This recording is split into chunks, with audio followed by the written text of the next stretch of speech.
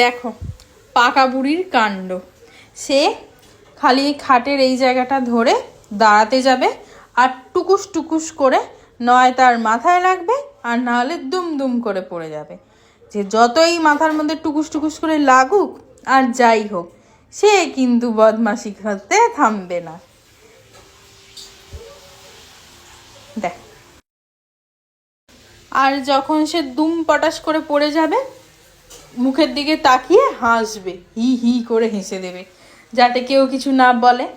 আর যদি আমাদের জন্য যদি ভুল করেও একটু তার লাগে, কেঁদে নেদে সারা বাড়িকে জানাবে যে ওর লেগেছে।